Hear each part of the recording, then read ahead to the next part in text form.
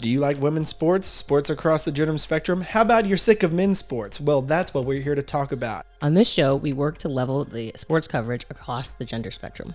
Welcome to Balance Sports. I'm Hunter. I'm Jewelz. Let's get into it.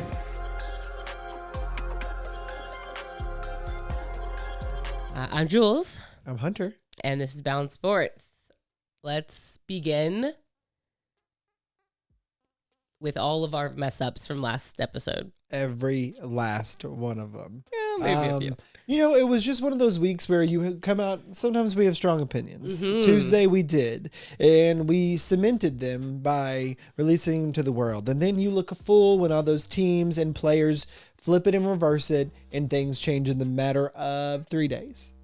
I'd like to think of us as motivators. So we said some things, and then those athletes went out and was like, I'm going to show you Balance Sports. That's what happened. Put it into the universe, and they said, hold my beer. Let me show you who's at the bottom of the pack. So let's start Minnesota.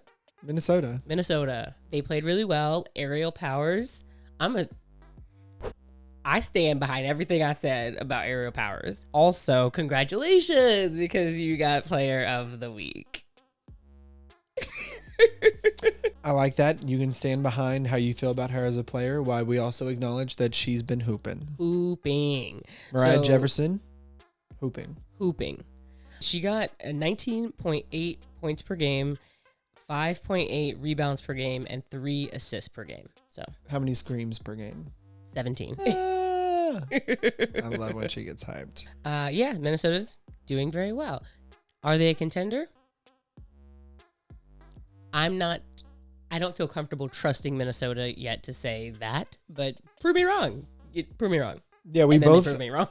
and then prove me wrong. We both picked them to not be in the playoffs in the last episode, and when you look at this record, they are only 2.5 games out of 6th place. Between 6th and 11th, there's only 2.5 games separating all of those teams. However, I think there's only about 13 or 14 games left. And so 2.5 games to make up.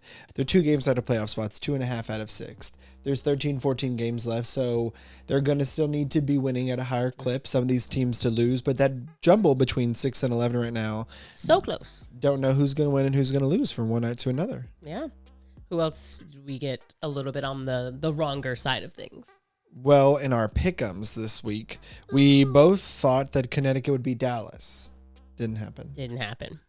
We both thought Chicago would beat Minnesota. That makes sense to everyone. Didn't happen. We thought that Washington would get beat by Atlanta. We also thought Deladon wasn't playing, and that was not the case. Liars! You know who you are. And then, how dare us think that Las Vegas would beat New York? Come on, Vegas. Introducing the other player of the week, Sabrina Ionescu, who was balling. Sabrina Ionescu, points per game last week was 21.0, 11.3 rebounds per game, and 7 assists per game. Those are ridiculous numbers, but each one of those statistics by themselves. Bam. Altogether one person. She also recorded the WNBA's first 30-point triple-double. Mama, she got 31 points, 10 rebounds, 10 assists in a victory over Las Vegas. Shooting 10 from 13 from the field and 7 from 8 from 3. Woo! It's the efficiency for me. Russell Westbrook could never shoot like that. Doesn't even try. Is she who we thought she was? Look, the other greatest triple-double threat in WNBA history, Candace Parker, I was looking up this morning. She did it somewhere between 375 and 380 games. It took Sabrina 54th game to accomplish this.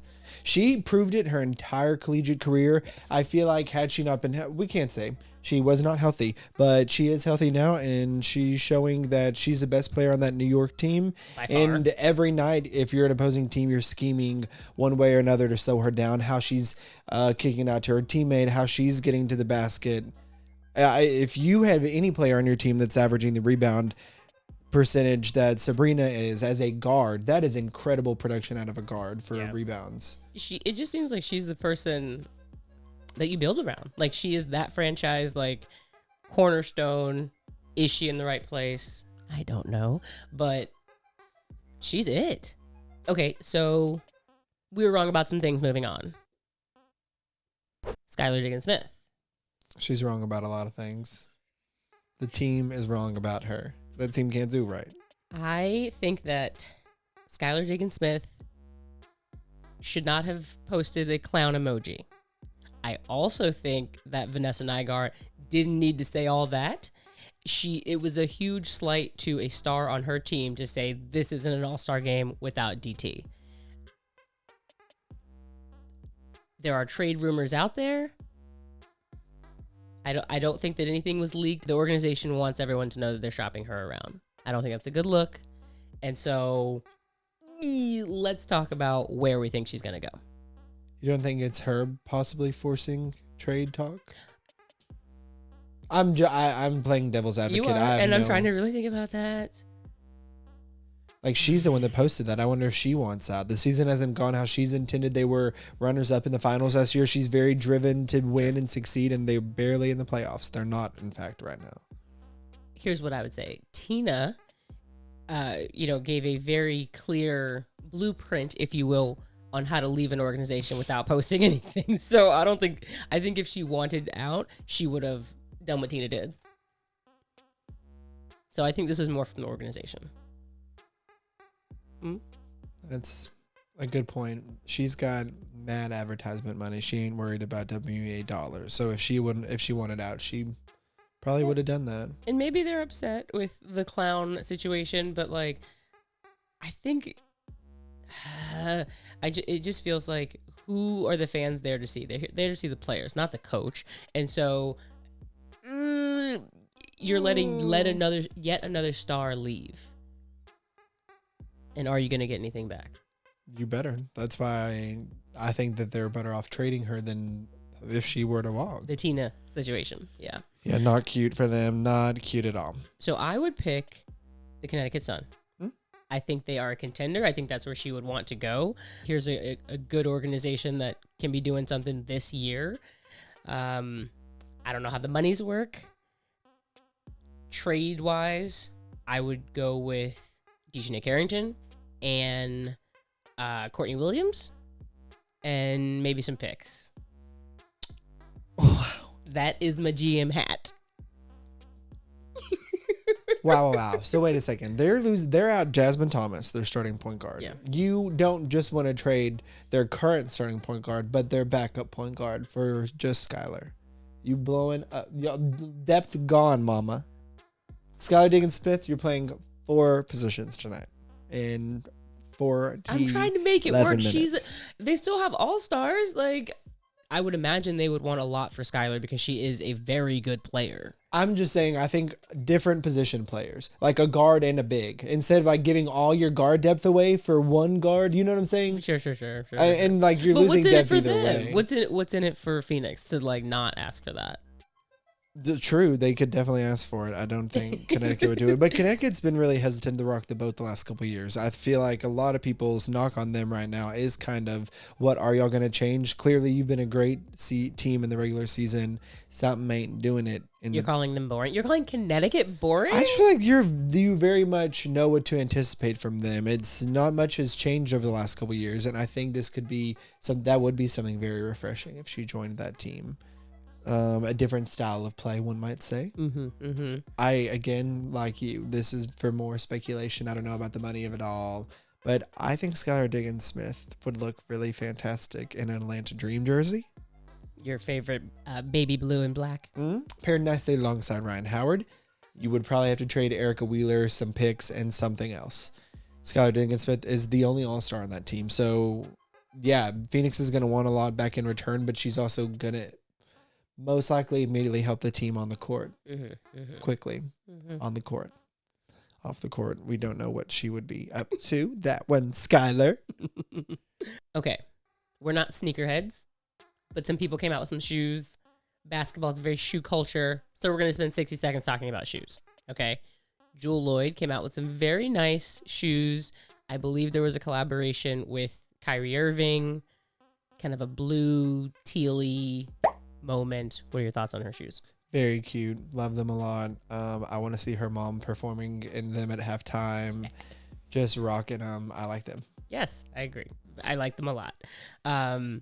Stewie also came out with some shoes. Quiet Fire. The Quiet Fires. I love the colorway. Very Storm, which I'm frankly surprised to see, but whatever. I like them a lot. They're a little, to be a quiet shoe, they're quite loud. Quiet Fire. Yeah. And then Elena Deladon is dropping a shoe in October. I really like those. Have a couple of colorways. I like the rainbowy, like gay looking ones. Shocking. So that's our 60 seconds on shoes. Which one would you buy? You can only buy one. Jewelz or the Elena Deladon Pride ones. Gotcha. I am really specific. I don't like super one direction colored shoes. So Stewie's would be hard for me unless I'm going to a Storm game you know what I mean? I don't have a lot of things in my wardrobe that would look really great with that bright yellow neon. I'm sure we'll get some other color palettes of it. Again, not it makes sense that it makes sense that she's releasing this while she's playing with the Storm. And you would also think maybe she's going to stay here a little longer because her shoe is in this one color. I'm saying this is her new shoe. And at the end of a 1-year contract, I just thought it would be a little bit more open to other things, but it is like a Storm shoe. And maybe she's like, hey, this is where my career started. Boom, boom, boom. Maybe Puma's like, as soon as you get traded, well, don't worry, we'll put that little, maybe they change the color to Seafoam. Seafoam shoe. She a New York girl. I would get the Deladons because... You're a natural hooper. Because our playing styles align, it's like I look in the mirror and it's like EDD or Jewelz. It's hard to tell. They're more versatile in that they go with everything, and they're gay, so I like that. It does make a lot of sense to me. I think we're gonna have to get them all just to see. If you want to like, subscribe, comment that you'll purchase our new pair of shoes for us or sponsor us so that we can afford our own shoes. We want all three. Want all three of these expensive name brand WNBA shoes.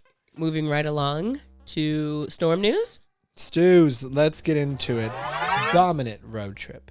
Domination. Love to see it. Storm won 3 in a row on the road. Storm beat the Dream 90-76, beat the Fever 95-73, and the Birdless Storm beat LA 106-69. Impressive. Very, very impressive. We scored at a really high clip in these games. I mean, our offenses come together, thank goodness. I think we just had a lot of contributions from all over, finally. I mean, we're still getting great games from Joel and Stewie. We're used to that, but I think we're at least seeing double-digit consistency for multiple other players in several of these games. My question is the increase in offensive production a result of one Miss Tina Charles? Tina is known to join teams and be a facilitator.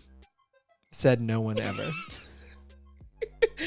I mean that she's drawing, those defenders, and so maybe that's opening up things for the Storm. Or maybe shots are just falling. No.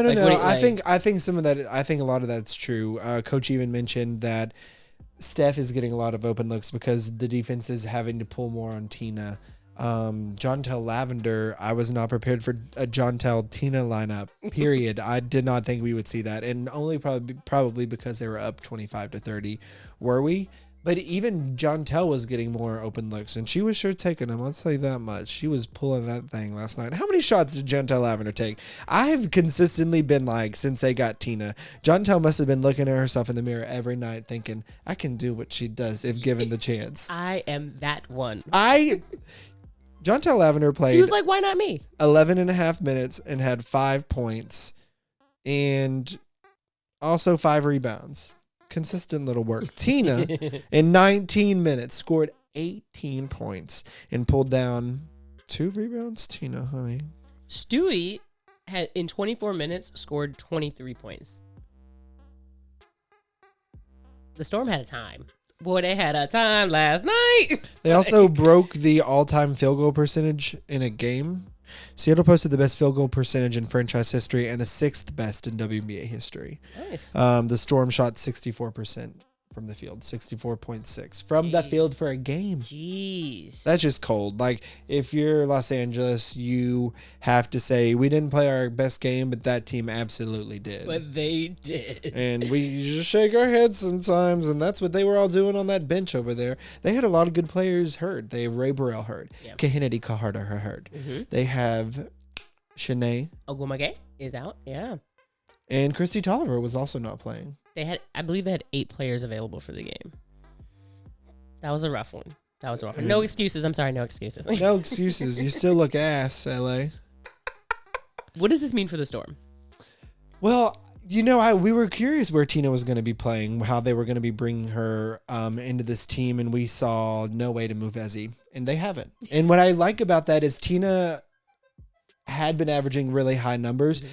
If you just take Tina's numbers, I believe she herself was averaging more points per game than our entire bench. So what does adding someone that themselves get 15 more points per game to the bench? Well, our bench is just getting so much more looks. You're adding that player to the second unit. Not only is she doing that, but she's comes in seamlessly with the first unit, and I think it allows Ezzy to play a little bit more freely. I keep thinking to myself that we didn't allow anyone on our team besides Stewie to play the way that Tina does. We'll let Tina shoot some threes, although I don't feel like she has since she's been here that often. A couple. She stretches the floor. She does a lot of things. I just feel like our offense has looked so much more dynamic, and I don't think that's because of Tina, but we just look like we're moving. It's not hurting. We look like we're moving all over. We have some players making great cut passes that were finding really wide open layups or more open shots. Just looking more consistent. You sound really excited about the Storm right now. I get really excited, and then we have some of those games where the offense, against Atlanta, where you're just watching, you're like, what is it? Yeah. And those games, I just still can't put my finger on it. I'm gonna say travel. I'm just gonna say it. Travel. That was travel. Wasn't me. It was a travel. Basically, someone tripped her. I agree. I'm excited about him. I think it's really exciting. I think that especially when a lot of teams are taking dips and making kind of, what's happening here, to have the Storm, I don't want to make a weather joke, but come surging. It's exciting, and I just want them to stay on this wave. Yeah, two things with that. And the WNBA shows you the last 10 games what teams' record are. And us in Chicago are the only teams with winning records. So I think that talks about how topsy-turvy the season is, that every other team is 500 or worse, 5-5 or below. In the last 10 games, Chicago is 8-2, Seattle is 7-3. Every other team, like I said, 5-5 or worse. And also just wanted to touch on that road trip. Brianne January got a really great celebration in Indiana.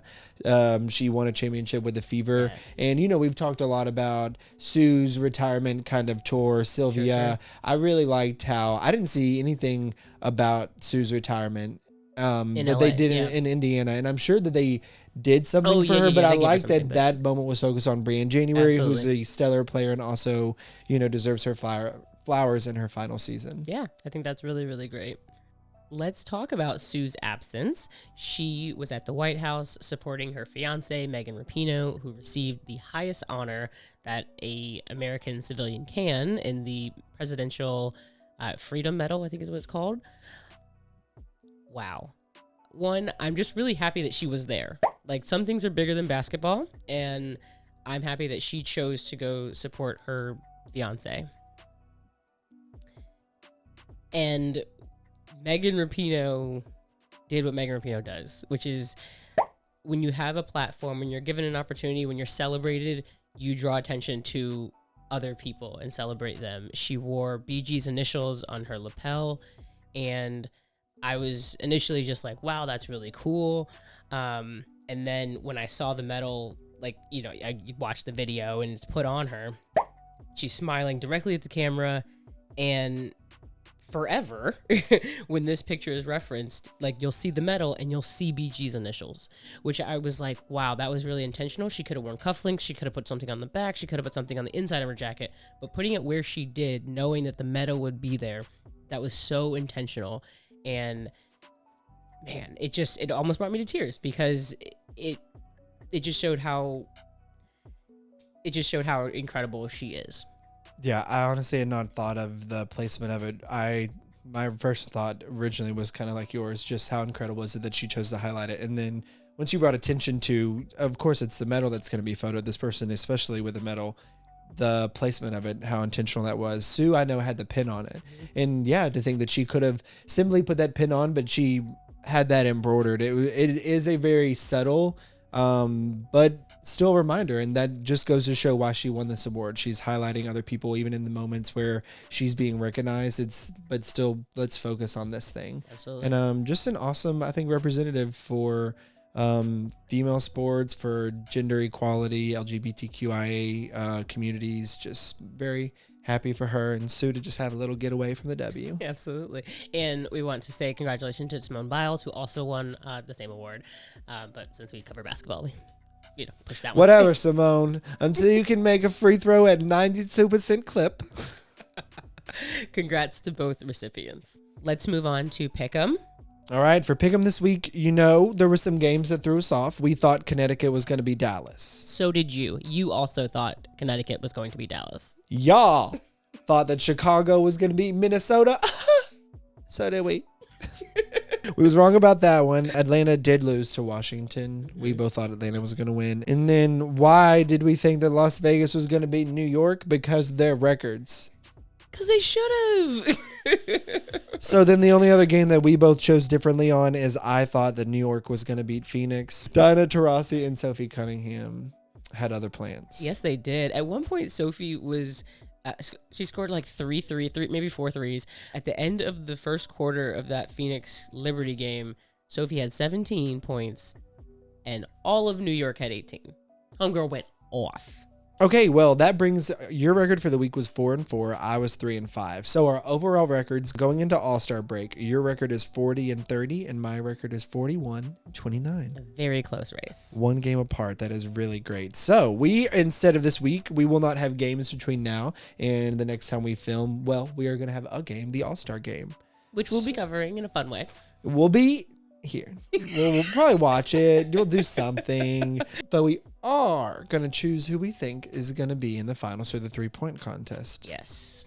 In the 3-point contest, we have Dallas's Arike Ugumboale. We have Texas Longhorn and Washington Mystics, Ariel Atkins. We have Las Vegas and Washington's own Kelsey Plum. We also have Ryan Howard of the Atlanta Dream. And we have Seattle's own Jewel Lloyd. Finally, Ale Quigley from the Chicago Sky. Quigley, who won the event in 2021, 2028, and 2017. Well, by that, you would be a fool to not select Allie Quigley. However, we like being wrong. Messy. We love drama. And it's not a year of predictability. Come on. That seems too obvious. Way too obvious. Do you have your top 2 picks? I do. Who is coming in second for you? Kelsey Plum. That's exactly who I think. No way. Yeah. That's exactly who I think. I think the top 3, I really like it because I think any of these players, if they get hot, obviously can win it. Every player has a potential. Yeah. I just think it's going to be Kelsey Plum, Ale Quigley, or Arike. Yes. So my number 1 pick is Arike, and then number 2, Kelsey. Who do you think would be surprising? Mine's Ariel Atkins. I'd be surprised if she came out and won. I would be surprised most of Ryan Howard, just because she's a rookie. Yeah. That was true. That was disrespectful of me. I'm very sorry. I don't know. She's no, the new girl who ain't been here before. Not to say you can't be tall and a great shooter, but all these other players are 5'10" or below. Carl Anthony Towns, please sit down. Ryan Howard is but giant compared to all these other people. She's 6'2". Then you have Jewel and Allie Quigley at 5'10". Everyone else is 5'8". Yeah. Okay.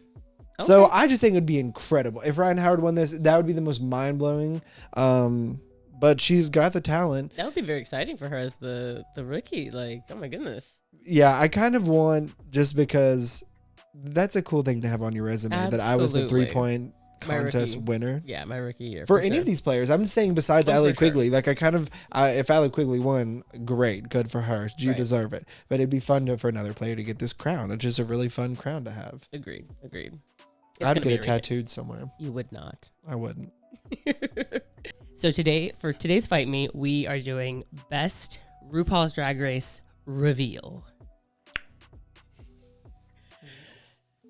Hunter will go first. Okay, well, there's a lot to consider. We're just saying on the runway. No. Oh, best reveal. Okay, Best reveal. got it. I loved when Violet Chachki on one of the challenges comes out in this outfit that looks like maybe a dress, maybe it looks like a one piece. She kind of releases the belt, does this little spinny gig, and it's this full-on jumper romper tracksuit thing. Obsessed. There has been challenges based off Violet Chachki doing this. She set the standard. I'm just gonna say it may not be the flashiest because since then, Methinks girls have really elevated We have really their elevated. their reveal game. Mm-hmm. Agreed. But I'm gonna go with Violet Chachki. That is very, very good attempt at a Fight Me. Very, very good. However, A pioneer. But we have another pioneer. And that pioneer is one Miss Roxy Andrews with a double wig reveal on a Whip My Hair Back and Forth song by Willow Smith. And I think Rue's reaction, Michelle Visage's reaction, just endeared to my heart. I love. And so that is my best reveal selection. it's this face for me for Rue. Just the jaw, like no, she Yes, didn't. But also yes. in Violet's, Carson does that thing where It's he's so like, good. oh my god, He's like, Where my do I world go? is spinning. What am I? Yeah. Change It's the really good. game. It's Gosh, really both of good. those. And think of, what all we had. There's been challenges based off entire reveals. Mm-hmm. There have been a ton of reveals and huge lip syncs. And then in lip syncs now, a wig to another wig is only invented because of one Miss Roxy Andrews. Because of Roxy Andrews. And she was going against Alyssa Edwards. It was in a lip sync. Iconic. This happens every week. I fight myself over yours. You won. Like that. I think yes, I feel like that one actually, while I'm thinking about it, there was no pressure on Violet Chachki in that moment. She had fashion in her back pocket. On Roxy, what if she To would be have pulled that going- wig yeah. off and the other wig came? Like that's a lip sync. She's going home against Alyssa Edwards, Against who she Alyssa knows Edwards. can sing the house down. The fact that she did it saved herself because let's be real, not Trixie.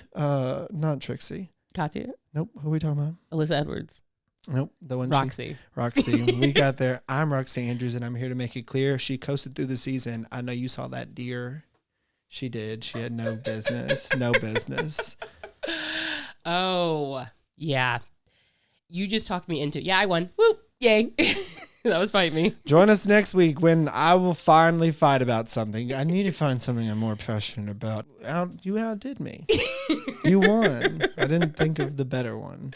So this was all a ploy for you to win Fight Me. I mean, I love the efforts that you're going to. You're supposed to win Fight Me. You don't want to get beat up and Fight Me. I got dragged through the mud. It's because I'm Team Sophie. Okay, back to us. For Balance Sports, I'm Hunter. I'm Jewelz.